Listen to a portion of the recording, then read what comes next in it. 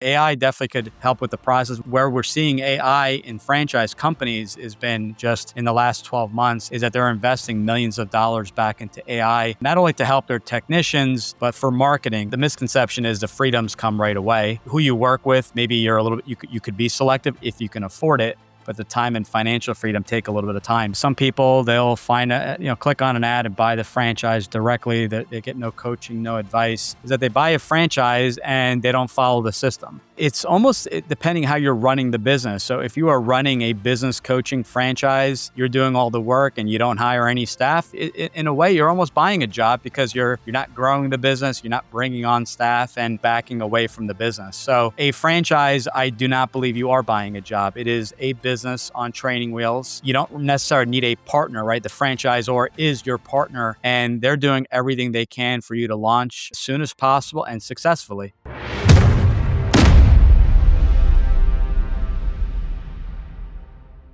All right. Well, welcome back to the Who You Know show, where what you know is important, but who you know can make all the difference in your wealth, health, business, your career, your relationships, and definitely in your life. And I'm super excited today. We got an amazing guest. But before we get to that, let me ask you something straight out of the gate. If your job disappeared tomorrow, would your confidence disappear with it? Because a lot of people think they're safe. Until, you know what I'm saying, they're just not, right? And by the time they start thinking about their options, they're already in reaction mode. So today's conversation is for people who don't want to wait for a layoff to get serious about ownership. My guest today, Giuseppe Grammatico. He's a franchise veteran, coach, author, and someone who's helped over 200 people, including a lot of military veterans, go from uncertainty to confident business ownership. And before you tune out thinking, is this some kind of get rich quick scheme or, buy a business and disappear conversation, let me be clear. This is about leverage. This is about preparation. This is about building a safety net before you need one. So we're going to talk about all the uncomfortable side of franchising, the myths, the mistakes, and why ownership might not be about freedom the way that Instagram sells it, but why it still might be the one of the smartest moves that you're going to make in today's economy. So, Giuseppe, welcome to the Who You Know show. Love it, Trevor. I appreciate it, man. That was awesome. That's one of the best intros I've ever had. So, and I've been doing this for a while. So, thank you. It's an honor. Gotta love AI, right? Yes. Put it all. Pretty soon it's just going to replace us, right? I don't even know if I'm talking to live Trevor or AI Trevor. So, that's true. Pretty soon you won't know. I'm working on a few things. But hey, listen, let's get into it, all right? Before we really get into franchising, I want to start here. What usually brings people to you, right? Is it inspiration, like they're feeling inspired about starting a new venture, or is it desperation? Like what usually brings people to your front door? A lot of it's pain.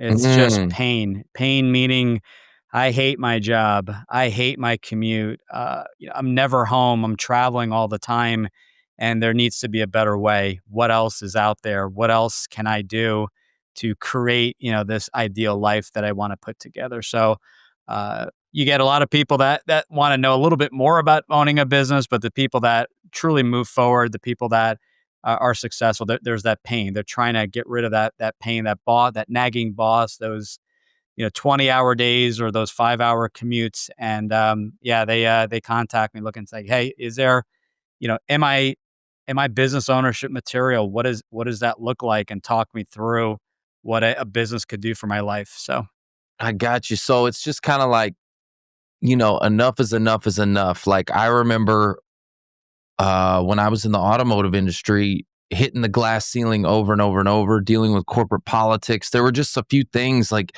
that just, made me say enough is enough. And like, I just had to get out. And so it's kind of like that for you too. What you're seeing is people are going through some type of pain and they're just like, look, can you help me? Is there any other options? What does that look like? And yeah, I experienced it. I tell my story. I had that ceiling as well. I worked on Wall Street for many years, It's funny, I did really well my first year and made less and less every year afterwards while bringing in more revenue, right? Completely opposite. Doesn't usually work that way. And I just got fed up. I got passed up for promotions. I had a 5-hour door-to-door commute, but and with all that being said, that's enough to make anyone crazy and want to look elsewhere. But for me, it was my personal situation. We grew up where mom stayed at home to take care of the 3 boys. Dad owned the restaurant, and we never saw our father unless we were at the restaurant. So that was something where, for my kids, I wanted to make sure we were as present as possible. And I started my journey in '05, research. '07 was my first franchise, and said, you know what, I have basically an entire year before my son, my first, was born, to get my business up and running so that I can become the soccer coach that I am today, coaching the kids and never missing the event. So that pain, there was a lot of present pain, and then there was the future pain of avoiding, if I left at 5 a.m. and got home at 10, you're not going to see your newborn because they're going to be sleeping. So I needed to make that change before the kids were born. Yeah, so that gave you a little bit more freedom too. So, um, okay, so what do you think right now, though, is one of the hardest mindset shifts that you see when someone moves from being an employee, right, to like shifting into thinking like a business owner? What's the hardest mindset shift that needs to happen? Yeah. So couple things. Number one is a lot of people are like, well, what kind of money can I earn? And they're asking more of those kind of investment related, kind of like in the stock market. Stock market, S&P historically delivers between 8 and 10%. They're looking for those real hard numbers. And in reality, business ownership, there's so many variables. Some people get into franchising and fails. They bought the wrong franchise. They didn't follow the system. The franchisor maybe didn't produce and follow through with their promises. So there's so many variables there. So the mindset it's not about what's the return I can make my first year. It's really what kind of life, what does life look like in the next, not just 1 year, but the next 5 or 10 years. What am I looking to accomplish? Is it time freedom? Well, that can definitely be done with the business. You control the time.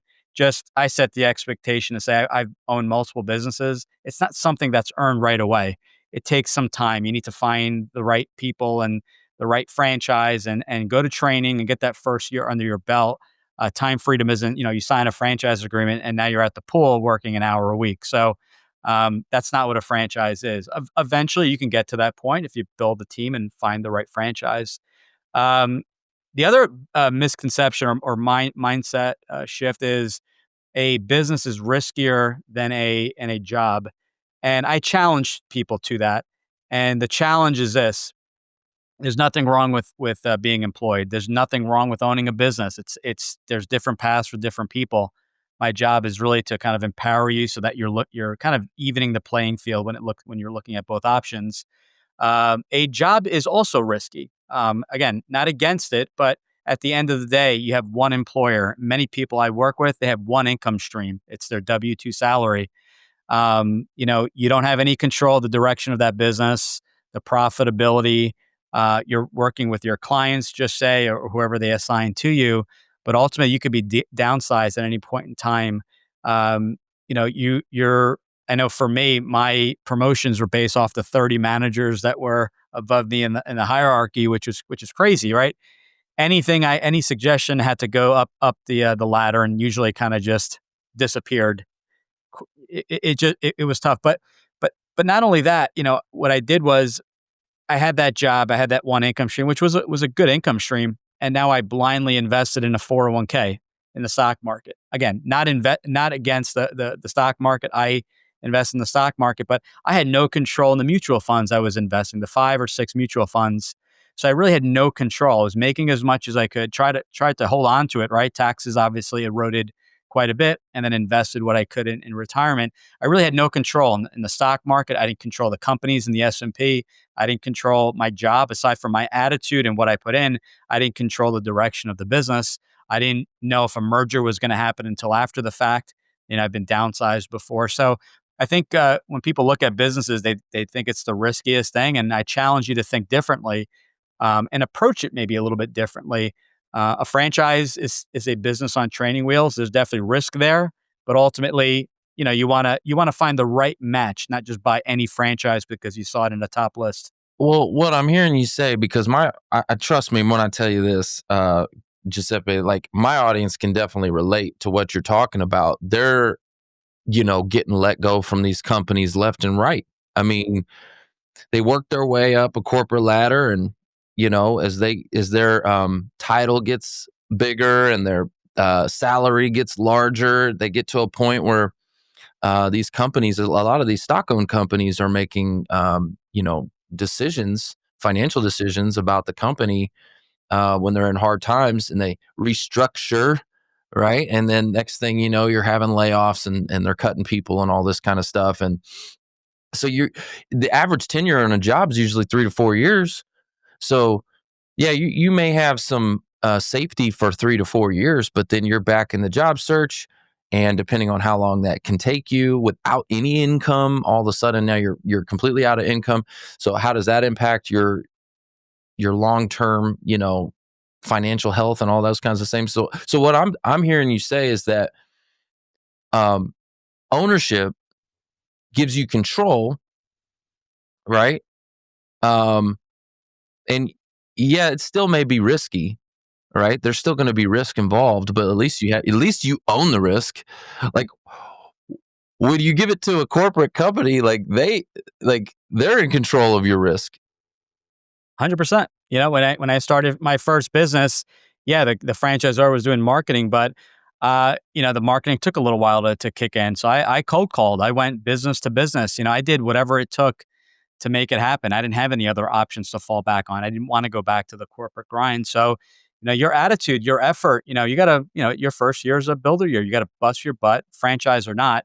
You got to work your butt off to get the business up and running. This isn't you buy it and you sit on the beach for an hour a week. It's something that's takes a lot of dedication, but you'll see the fruits of that, for many years to come. If you set it up, you get the right systems and the right people.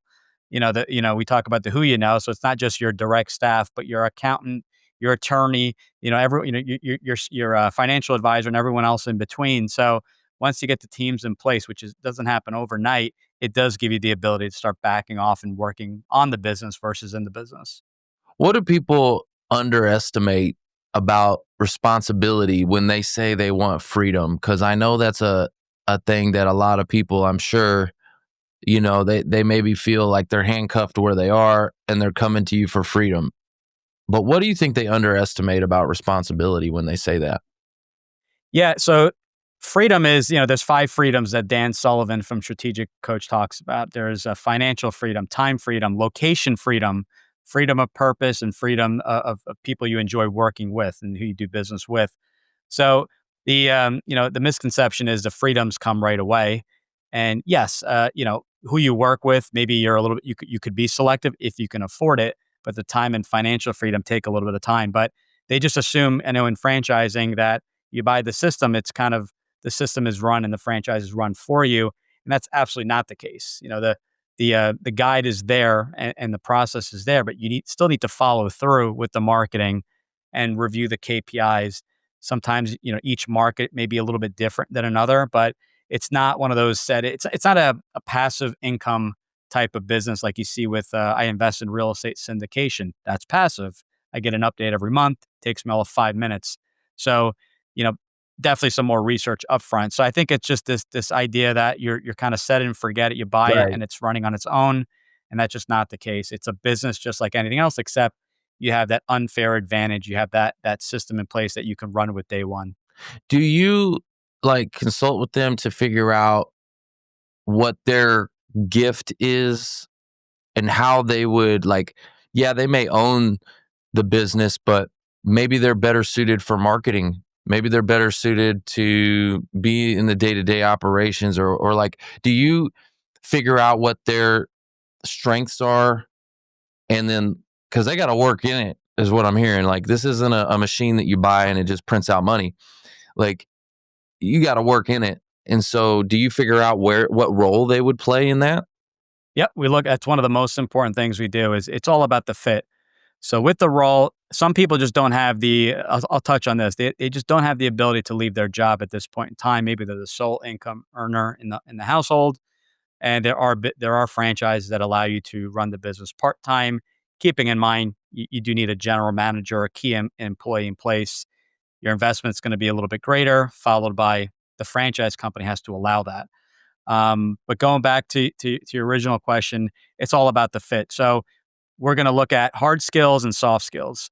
It's usually soft skills, transferable skills that apply. Hard skills are like, I'm an attorney.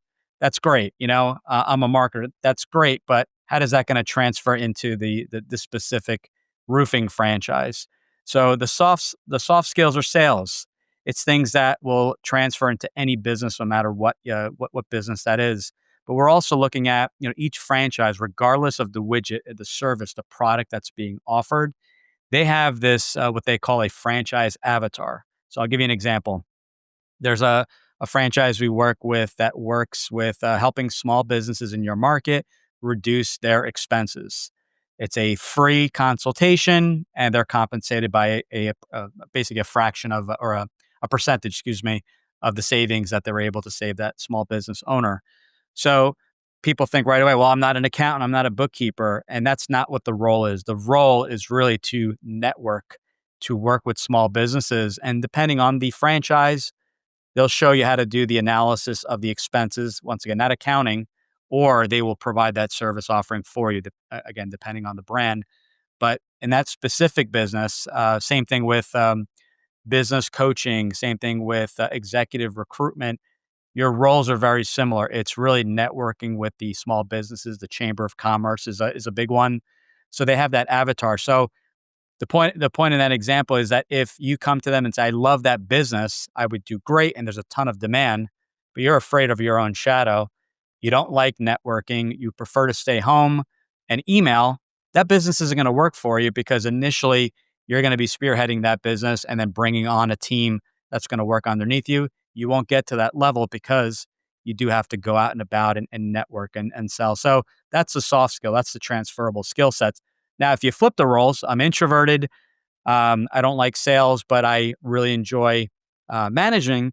Then there are other businesses that have a larger labor force where maybe you have someone handling the sales and you're dealing with the recruitment, working with the staff and maintaining retention. And that's the avatar of that specific franchise. So every franchise, when you speak with them, if you're contacting directly, you ask them, who is your ideal fit? And they need to be crystal clear. If not, I would say probably you want to look elsewhere. Mm, okay. Yeah, that makes sense. I mean, you've got to make sure that it fits. Um, okay, let's clear the air a little bit though, because when is franchising like a completely just not a good idea? Like, you got to tell people, yo, like, you need to go back to corporate America and get you that 9 to 5. Like, when's it a bad idea? Yeah, it's well, sometimes it's a good idea, but the timing isn't right. So I'll answer it a few ways. So we work with people that they're perfect fits, they're ready to go, they're able to follow a system. They don't have much capital to invest, and you need that capital, especially if you're running it full time. What's a You need to minimum, like, just to even really talk minimum capital to get started? Yeah, I would say, I recommend 50 to 100,000 liquid, at least 150,000 net worth.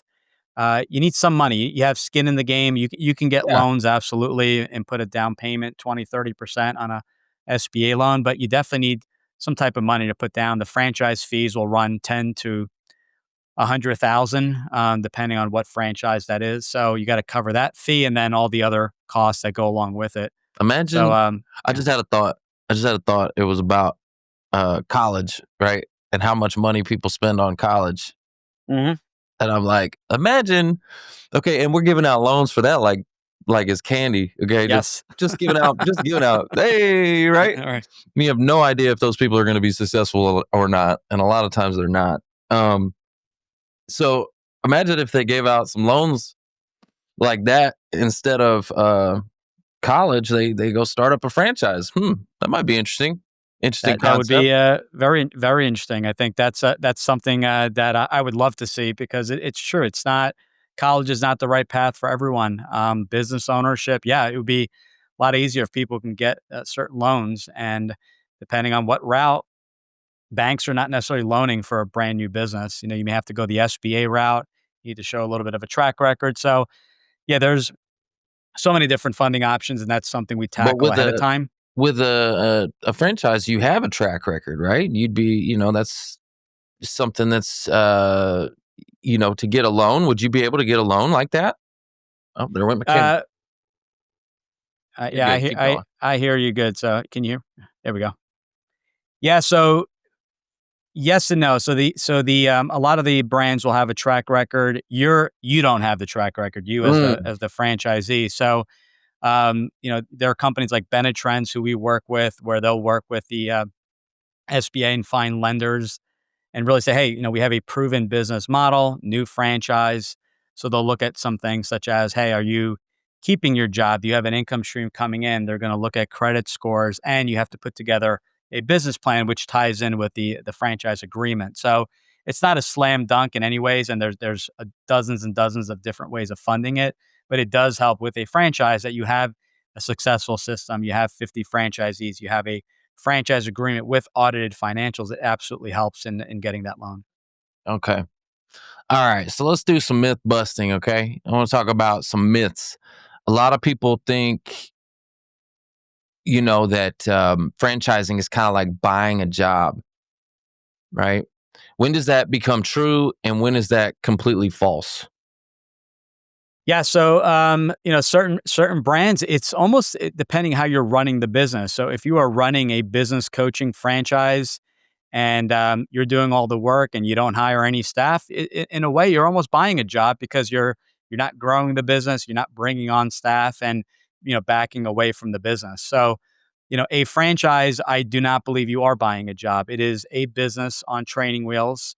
You don't necessarily need a partner, right? The franchisor is your partner, and they're doing everything they can for you to launch as soon as possible and successively. Excuse me. They're making money as you make money via their royalty. So, it's in their best interest for you to do well. A lot of franchisees will come back and purchase additional territories, additional locations, refer friends and family. They love that. They want great franchise owners that follow the system. You asked about who makes a good franchisee, and you have to be able to follow a system. If you're going to buy a burger franchise and with the intention of changing the menu, you are not a good fit for a franchise. Why would you go and trying to change the menu when the system is already proven and working? You can always bring up ideas down the road, but really following that system, utilizing the coach, you're paying for this. You're paying a franchise fee and a royalty. So you absolutely are not buying a job. This is a business. How you follow through is on you on the business, but your goal is eventually to kind of back off the business and really work on the big picture stuff. So if I'm hearing you right, your incentive is to make sure that they're successful, because the more successful they are, the more successful you are. Is that right? As the franchisor, yes, the franchisor makes their money via the annuity, which is your royalty payment. Up Okay. front, you pay a franchise fee. It's only one time. A lot of that gets reinvested back into the system, into the franchisee. So they're making their money. There's this relationship, right? The more you make, the more they make. So they want you to be successful. Yeah, that's The good. worst thing they can have is someone closing. Yeah, Yeah, that's a good thing. Some Mhm. people might look at that as a bad thing, but no, that's a good thing because It's a they're great thing. invested. Yeah. They're invested in you, Yep. right? So when you need support, well, speaking of support, like how much support is there when the franchisee needs some help? Like, what does that look like? Yeah, so that is part of the when you're doing your research, your due diligence. These are questions to ask because every franchise is going to be different. You're going to get a lot of that feedback when you're validating and speaking with existing franchisees before making your final decision to say, hey, a lot of times the support is great to get the franchise launched, but how is the support going into it a year, 2, 5 years later? So it's good to talk with those veteran franchisees to get their feedback. Typically, they'll do whatever it takes to get you up and running and trained. And usually, a great franchise, and not all franchises, even in the same industry, are created the same. I'll repeat that. Not all franchises are created the same. And you need to ask these questions and get very laser specific on the support you're going to be getting is saying, okay, if the royalty is 5%, what am I getting for that? Do I get access to a coach? Will that coach, we have franchisors where the coach, sometimes the founder will actually come into your territory and go on some sales calls with you, help you hire, your first vendor, your first employee, whatever's needed, maybe in a 2-week period. So every franchise is going to follow through differently. A lot of it's going to be virtual. Then there's going to be in person. So you want to know who is number one, my main point of contact. Am I assigned a coach? What a lot of franchise companies are doing is that they're linking in other franchisees, kind of like a group text or a group like a portal that they've created where, if you're in the roofing business, technicians can all message each other and give each other like, hey, I don't know how to fix this one particular section of roofing, or this isn't working.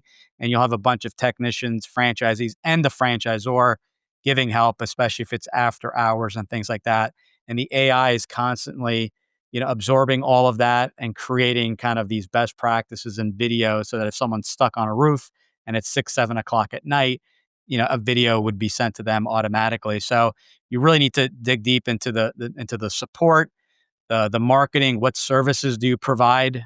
If it's a traditional home service business like roofing, do you offer a turnkey marketing solution? What about a call center? And you would ask those questions.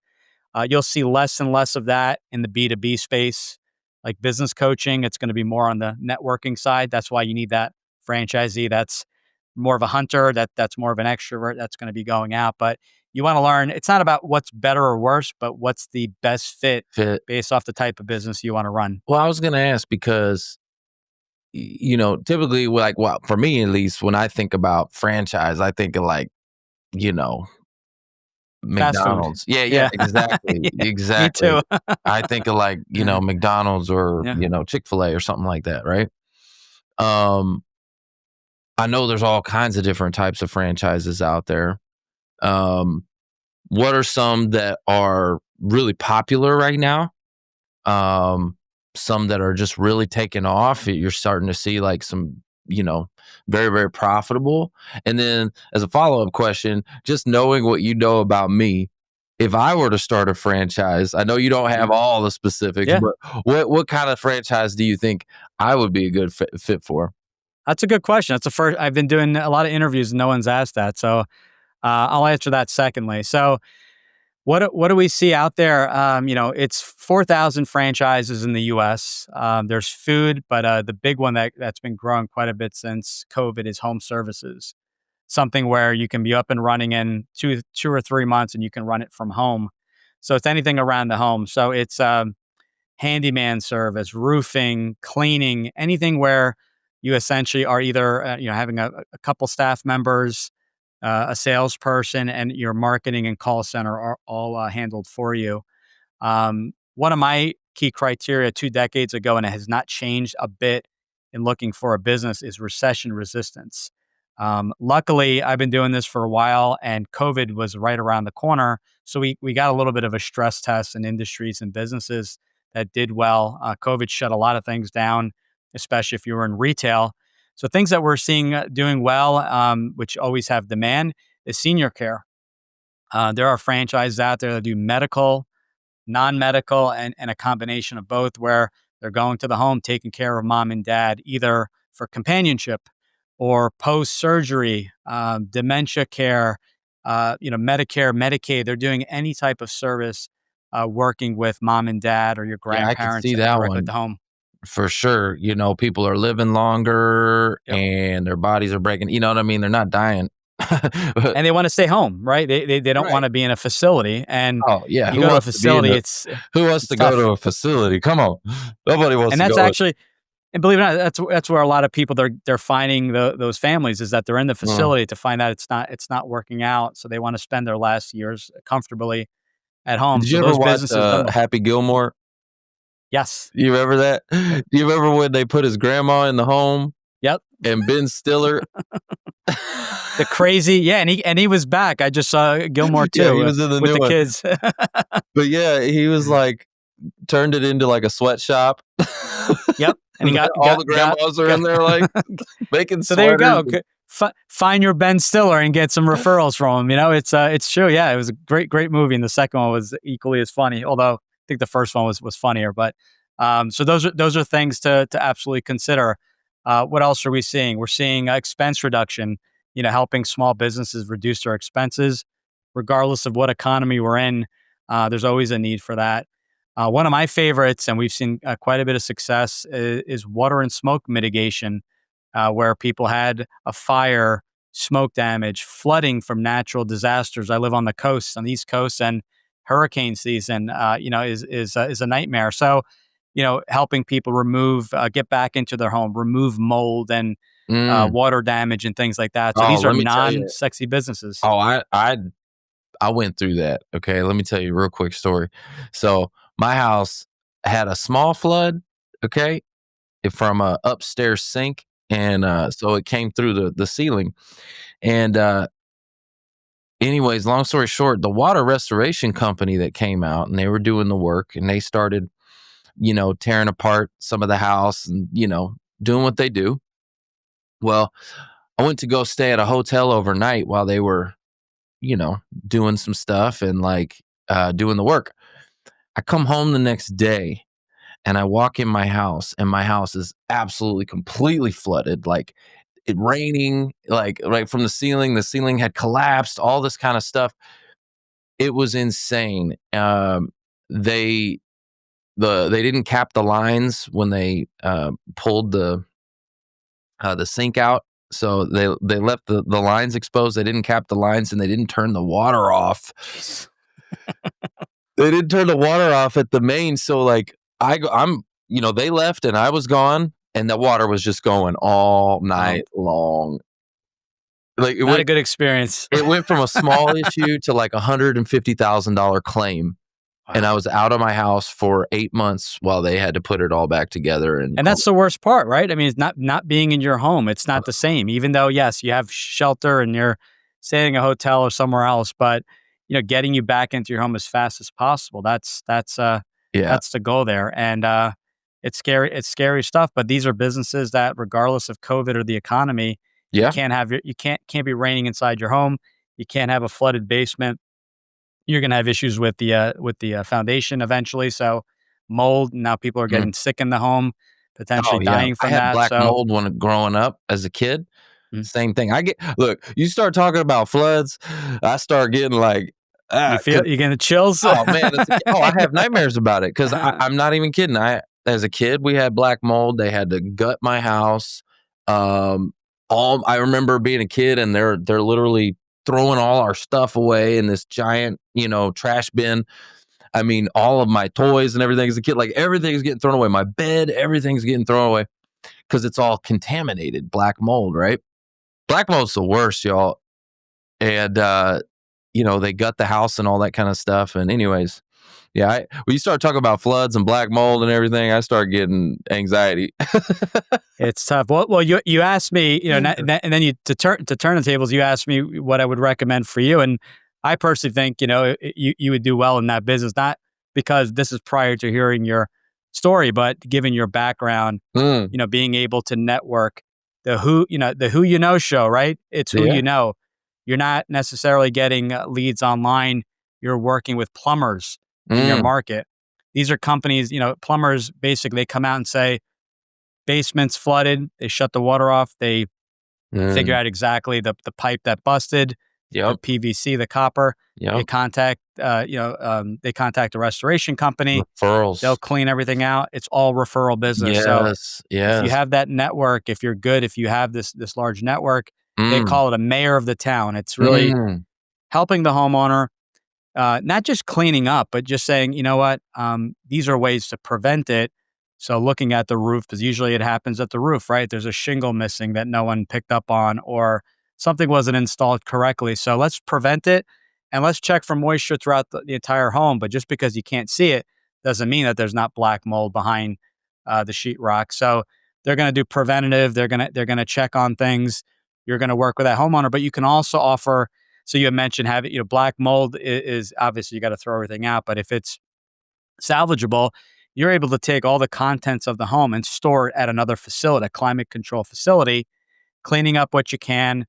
There may be some laptops that were damaged, and you may outsource that to a company that specializes to get those photos and files back off the hard drive. But you're really becoming that one-stop shop. Who do you know that can now rebuild my home? Well, you may have a subcontractor. You may do it yourself. So it's really a turnkey, but it starts at the top. How do you get the call? And that's the networking. That's a great point, and I love that you said that. That was really good. You connected those dots, and even for me with my personal story too, because I've gone through it and experienced it, like I would know. So that makes sense. Um, Very cool. I like that you connected those dots. I might want to explore that. No, I'm just And kidding. But and I'll throw one thing. And you as a franchise owner can be as involved as you want on the cleanup. But most of franchisees are doing the sales and marketing. They're not out there yeah, no. removing the mold. Some choose to, and that's fine. But you hire a staff to do that while you're focusing on the marketing and bringing in those relationships. Doing a breakfast meeting at a plumbing supply store. You're not out there, and again, if you wanted to, you can, but that's what most people think of. They think the Mhm. service, dog waste removal, has exploded in franchising. Are you picking it up? You could be, or you could be working with the HOAs in your entire territory that you purchased and trying to get those big commercial contracts. So take always a step back to see, is there demand, and what Mhm. is my role in the business? And you're going to notice that you're not actually providing the service itself. I love that. Okay, so a lot of people think about this. They start, maybe coming to you after layoffs or downsizing, things like that. How can someone start building a franchise or ownership, like start thinking about that conversation before they need it? Yeah, it's called my safety net. It's called the safety net, what I call a safety net. And really, the time is now. You never know when the next layoff is going to be. We're seeing more and more. So the safety net is essentially the backup plan. Let me look into a franchise that can be run part time while I keep my job, and maybe you put in there a year plan. In a year, once we generate X in revenue, X in income, that's when I leave my job. You may get to that year, and then it's like, wow, I'm in control. If I want to stay in my job another 6 months, if I want to leave in 9 months, it's completely on you. But you're building that backup plan versus waiting to say you lost your job. Now, what are you left with? A couple months severance and nothing else. You may not be hireable. I work with people that are so specific in the marketing that they offer that they don't even know how to post on social media. They've done such a specific thing in a finite way that they walk away saying, I don't know what my skill set is.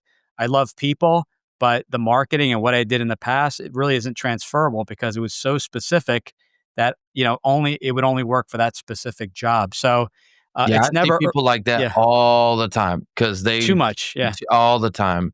You mentioned severance. So, do you Mhm. see people take their severance that they got? Maybe they got 6 months severance from a company and take that money and just say, "Oh, I'm gonna go get into a franchise." Yeah.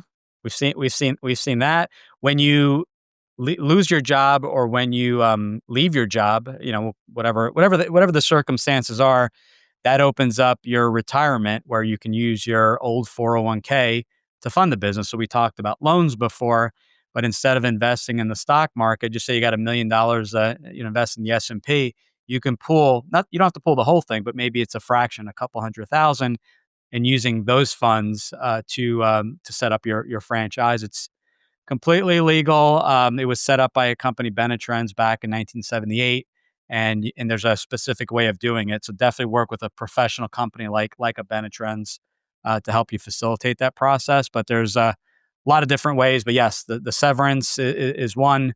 Some people, it's easier to get an SBA loan if you're employed and you're the only income in the household. So if you're working, it'll be a little bit easier to get that loan. So yeah, there's a ton of different ways of kind of exploring Fu ownership, Yeah, funding it. looking at options and funding things. Yeah. Okay, so you also built something you call the franchise freedom process. All right, talk to me. What problem does that process solve that most people don't even realize they have?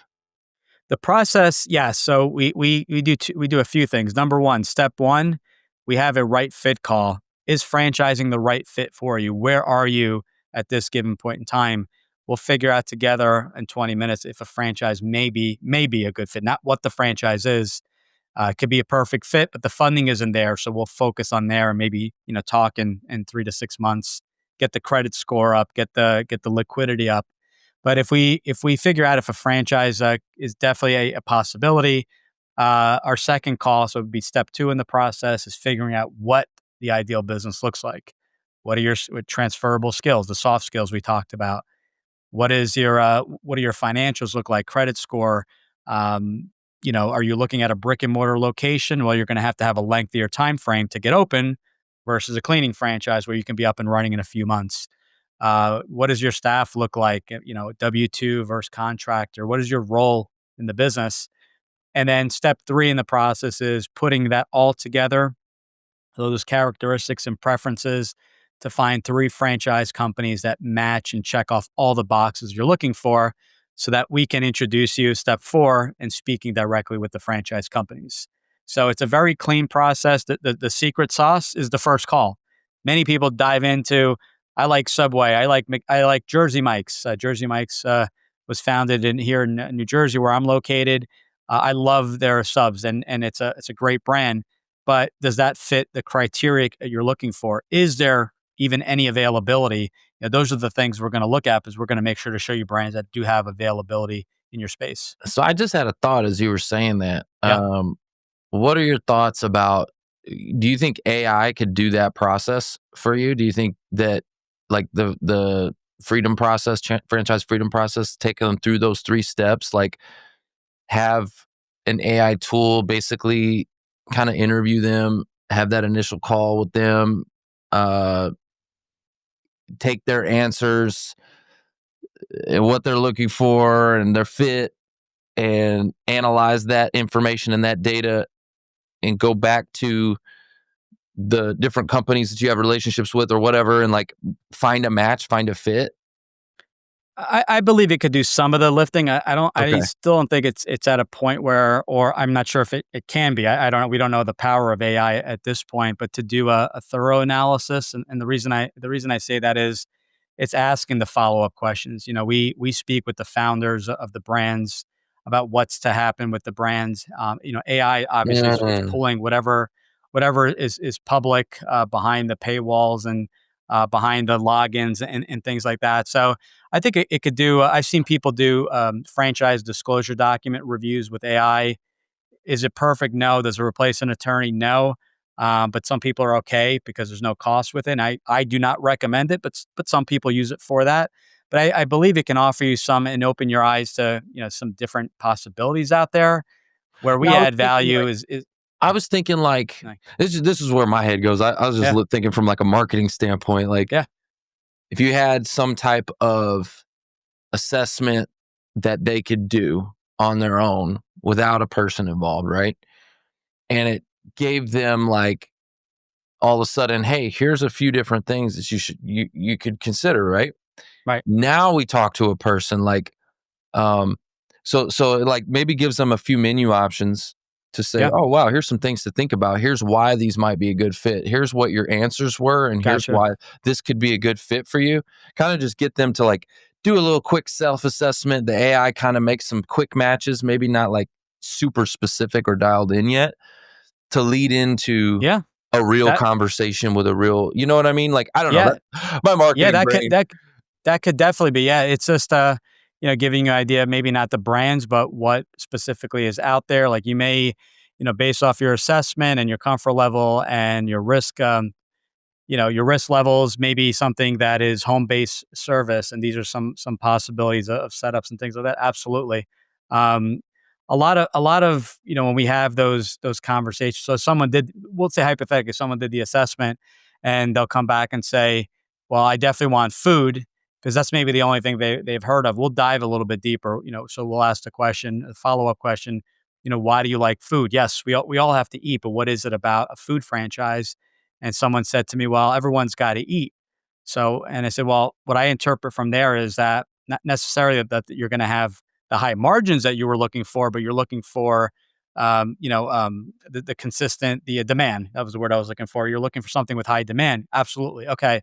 Let's look at other brands that have high demand that are recession resistant, yada, yada, yada. So absolutely, yeah, AI definitely could help with the process. What I will say is that where we're seeing AI in franchise companies has been just in the last 12 months, and we're having our meeting next month, so we'll have more of an update, is that they're investing millions of dollars back into AI, not only to help their technicians, but for marketing. There's a one gentleman that runs a business, and he goes, they're a call center. They have live people in the call center, but their AI can handle 250 calls at the exact same time.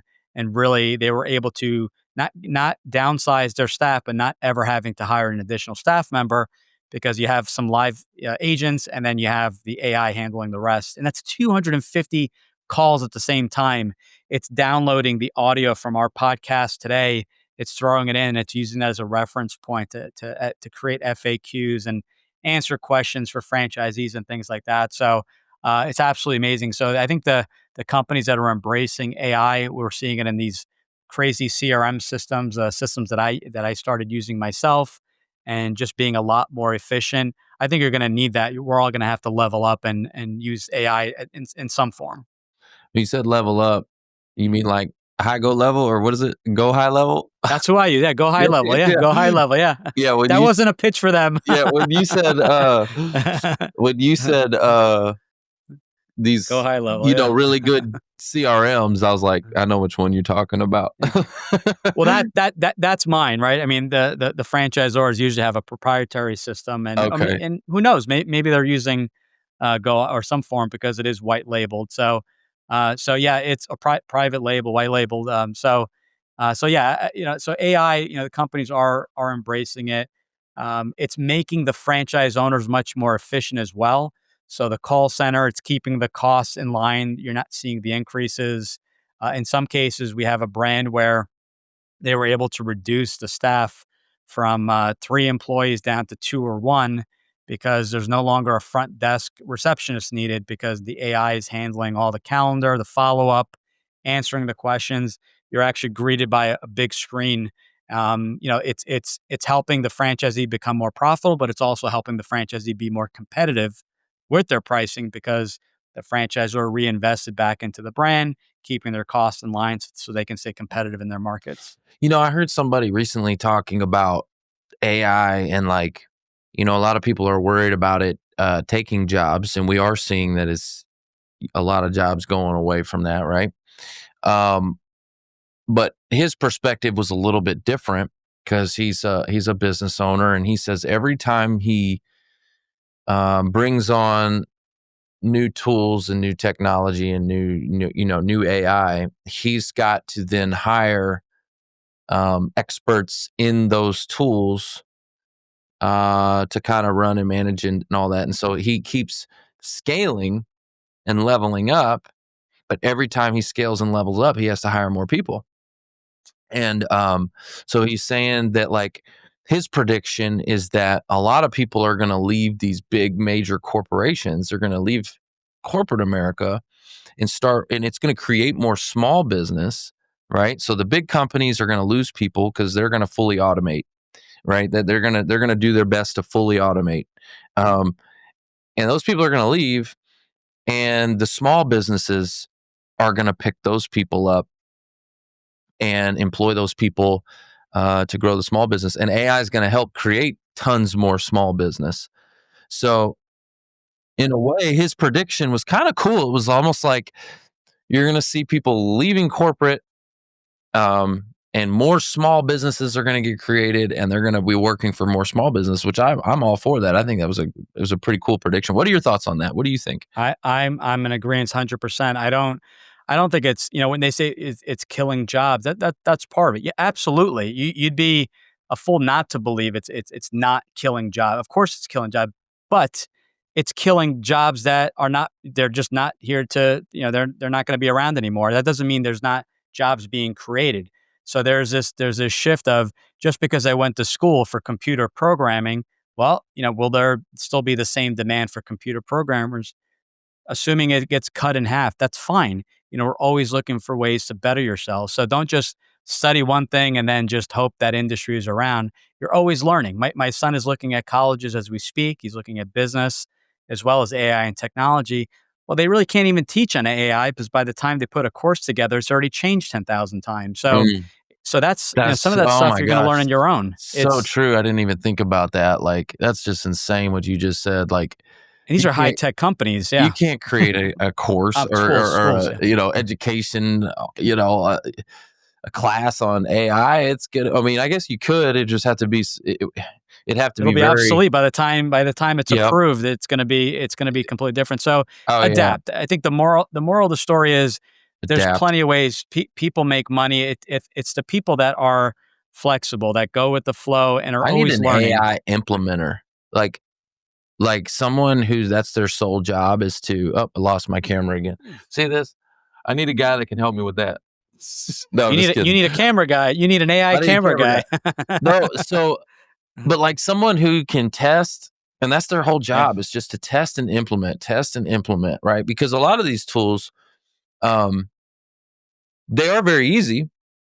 A lot of them, like, but they require some time and testing and tweaking and like, you know what I'm saying? And connect. Like, I need someone to just that's their only job, just right.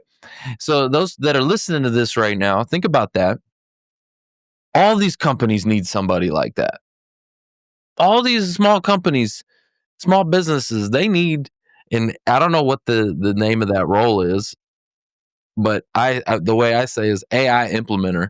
Yeah, Like I need some, yeah. you know what I mean? That's your There you go. job, You got a job. AI. Remember, not everyone is tech savvy. You may have someone that is maybe the business doesn't even have a website. They're right? referral based, and it's And never been AI can easier to create create a a site website like this, but in you need minutes. Yeah, someone who knows how to use that tool, right? hundred Like percent. instead of it used to have to hire someone to do the coding and the design and all the blah blah blah blah. They got AI now that can create a website in 2 seconds, but you need someone that knows how to use it. So an AI implementer who can just Here we go. I got one for you. There's fractional CFOs, mhm, fractional CTOs, and mm, you got your technology officer and someone that can handle the tech. Maybe it's an hour a day oversight testing. You mm, s- you you do all the heavy lifting because AI also could backfire. It's backfired for me, where something wasn't checked off and it's shooting off phone calls and texts and stuff like 1,000 that. And emails that are like yeah, not adjust. Yeah, I've had people cut and paste messaging, not alter it, and I got the wrong message. I've seen a lot. So you it definitely can need create that. headaches. Yeah. Yes, it could definitely. So there you go, fractional CTO. That's something. May have to trademark that, but maybe it probably already exists. But yeah, I mean, just someone to maybe you were in computer programming and now you're helping business owners implement the AI. So there you go. I mean, it's the programming maybe moves away, but now you have this new role, new position. So it's a fast paced world, and especially in technology, you just have to expect. Got to have the backup plan, got to have the financials in order, but also like how do I better myself? What other skills can I learn and try? Is it owning a business and then having the AI handled for me, like a lot of the franchises? All right, well that's a pain point that kind of goes away, and they deal with the AI and the bettering of AI, and you can just take advantage of it. So there's different ways, depending on that next path. It may be another job, it may be a franchise, it may be a startup. You got options, and you owe it to yourself to really explore and compare those options. So I want to shift real quick to mistakes. What are some like first time franchise owner mistakes? The most money or stress that nobody warns them about. What mistakes that cost them the most money and stress that nobody talks to them about? The silliest mistake that I've seen, and it's kind of crazy because some people they'll find click on an ad and buy the franchise directly. That they get no coaching, no advice. Is that they buy a franchise and they don't follow the system. I'm not going to use their marketing because I have contacts in this space. And that's part of what you're getting in the franchise. And there's a cost to it, but there's a proven business model, there's a proven marketing system in place for you to utilize. So not following the system is one. Number two is suffocating your business financially in that, I get everyone wants to pay themselves right away. And I get it. I didn't pay myself for at least the first, I think, 3 or 4 months when I launched my first business. if you're going to aggressively pay yourself, where's that money coming from? And if you're taking out of marketing to do so, that's going to hurt the business in the long run. So having that financial buffer, not overextending yourself, having that 3 to 6 months living expense and that buffer set aside in the event the business takes a little bit longer to get up and running. We've seen that. A third, which I just had a conversation, unfortunately, the other day, is not asking for help. I had a franchisee that was struggling, and he was only a couple months into business, and he's like, I get it. I've never owned the business. It's just a shift. And I go, well, did you contact your coach? Did you contact the franchisor? Not yet. And I go, well, that's why you invested in a franchise. If you need help and you know that, you're assigned a coach. Maybe it's traveling with you, it's jumping on a phone. In one case, it was reviewing the financials to find out he had a very, very successful business, but he had, for whatever reason, hired an additional 4 employees that were not recommended at that point in growth at that level. So he had the top line revenue, but he was actually losing money because he had too many people on staff, Too much but there was overhead. not a need, too much overhead. So Wow, so that's pretty cool. So wait, you see, you guys even do like different levels of like where are you at, and like, Mhm. hey, here's what we recommend at this level. Here's what we recommend at this level. There's a guy I'm thinking of, Brandon Dawson. Are you familiar with that guy, Brandon Dawson? The name sounds familiar. Yeah, he works with Grant Cardone and the 10x, Okay. everything 10x that they do. Anyway, uh, and he does that. They do business coaching where it's like they help you, and I remember him talking about at different levels, like, uh, who put it this way? New level, new devil, Yeah, right? yeah, that makes sense. New level, new devil, right? So, like, Uh, depending on where you're at, you need to be doing different yeah. things, and so anyway, it's interesting that you said that too. So you guys help coach them with that as well. Well, I advise them to go to their coach because no one knows the brand better than the franchise. So if you look at it this way, you get the coach. I'll remind them to ask for help because sometimes they get so overwhelmed that they feel bad asking, they forget to ask. Surprisingly, it happens very often. So I'll tell them to go back. What the franchisor has kind of figured out, and these aren't concrete, but just based off of the 50 franchise, 100 franchises in the system, they'll come back and say, typically, you own a painting business, your average painter can generate, I'm making these numbers up, 500,000 in revenue. If you're at 200,000, you're not going to have 3 painters. You may start off with one, but as you creep up to 400,000, you hire that second painter. One painter per truck, 500,000 each.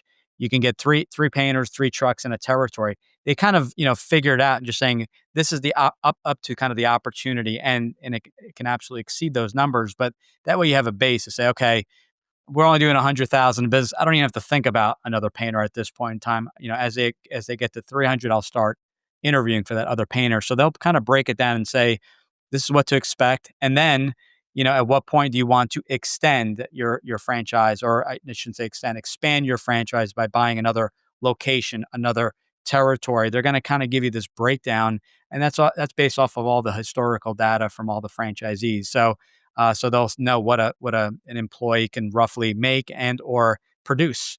How much a truck could produce, how many trucks you need in that specific territory, what a physical location could produce, and when to look at that next territory or that next location, because ultimately it could take up to a year to open up that other location. So you don't say, okay, yeah, I want to open up that location. What you want to start that almost immediately after opening your first location. You start looking for that second, so that you have that location in mind and start building it, so that it's going to take you 12 months to get up and running. And they'll coach you through that based off of what the goal is, how many franchise locations or territories you purchase. So they have all that data. It's just really digging in with them and reviewing it, and then checking in and saying, well, I got one painter and he's only doing 250. Well, is it the drive time? Is it inefficiencies? Does he not have the right equipment? Is the truck breaking down every mile? So figuring out where those inefficiencies are, so that you can make sure to hit all those milestones and all those kind of numbers that they're looking for. So you wrote the franchise freedom book, Yep. right? What's the biggest takeaway you want readers to walk away with when they read that book? The biggest takeaway is that I am here to empower you to help you understand that it's not a one size fits all, that you have options out there. And, that book really empowers you to look at the next position, the franchise, the startup, to really make a full evaluation a bit, instead of asking your uncle or cousin at dinner that may never have owned the business for their advice. And we hear this Yeah, all the don't do time. that. Yeah, don't do that. They don't mean they're not bad. It's not the best advice, but they don't mean anything harmful by it. They're there just to really protect you, I guess, is the way it was explained to me. But really, it's to empower yourself and control what you can control. You can control your attitude. You can't control the stock market or the economy, but you can control what happens in the next layoff. So it talks about having the business and keeping it and keeping the job and what that looks like. We talk about the who, not how. Building a team, your financial advisor, your CPA, your attorney, hopefully your franchise consultant, but hiring that team and putting that team together to look out for your best interests. Look at the legal aspect, look at the accounting aspect, look at all the overall investment. But the biggest takeaway is that you do have options. You don't have to be miserable and stuck at your job. And there's a lot more than financial freedom, time freedom. Since COVID, I've been hearing more and more often, I just want to spend more time with my family. There are definitely options out there, and you don't have to spend $1 million on a fast food chain. Mm. Yo, there you go. You don't need $1 million, right? You don't need anywhere near $1 million, especially if you're getting a loan. So you got options, and you owe it to yourself to really sit down and have a conversation with someone like myself to learn more about the process. Okay, so I got an interesting one here for you. All right. I want you to finish this sentence. Okay. Finish the sentence. Franchise ownership isn't about freedom, it's about. It is about control. It is about control of Mm, your destiny. It is about control of not missing your son or daughter's soccer games. It's controlling, who you do business with, when you do business, and then what that next chapter is, and that's maybe leaving a legacy to your family. okay. All right. I You got like. me with the freedom. Freedom is my go-to word. I had to pause there for a second, but I had control, to switch it up a little control. bit. I've been working on the control piece. The control. You can't control everything. You can only control so much, and you can control a lot of things. And having a job, you don't control much aside from showing up on time. So, having that backup, that's the control in the event Mm. that you get laid off. All right. So, in closing, if someone right now, if they were listening and they feel stuck, right, and they know they're meant for more, what's the first honest question they need to ask themselves tonight? What does my ideal life and day look like? That's as simple as it gets. You don't need to know what the hot brands are. What does my day look like? What's the venue? Am I from working from home? Am I going to a physical location?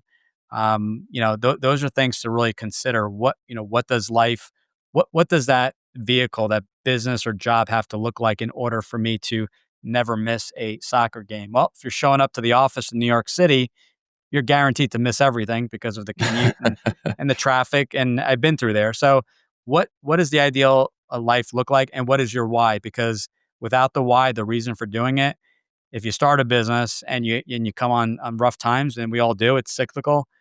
You need that strong why, that reason for doing it, to get you past those downtimes. So figure out why you want to do this, and really what your ideal day looks like. Phenomenal starting point. Most people can't answer that. Give that some thought. Put the internet aside. The research, the top list, the industries. That's all great, but start there, and then you start building from there.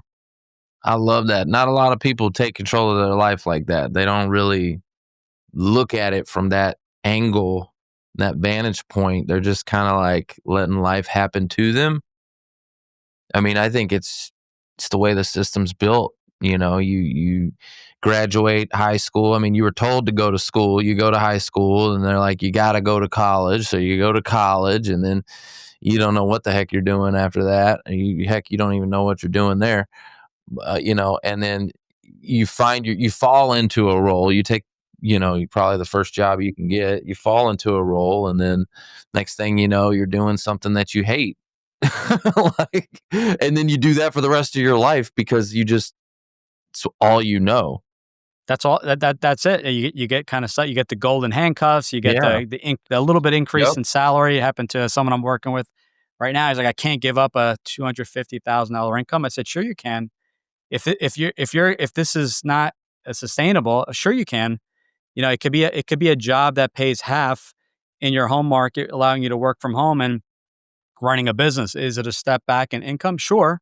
But, you're telling me you're miserable, so you're just gonna remain miserable if you stay in the same situation. I had So to take a step back to move forward, mhm. right? When I left the automotive industry and got into financial services, I had to step back. I knew I was going to do that too, and don't expect, this is something that I tell people all the time. The first time you do anything, don't expect to be amazing at it. Like, No. so you're going to No. probably get into this Yep. franchise thing, and right off the bat, you're probably going to suck at what, you know what I mean? You're not going to be great at it, but like lower your expectation a little bit. Because when are you ever absolutely just great at something that you're doing for the first time? It takes time, and also, Yeah.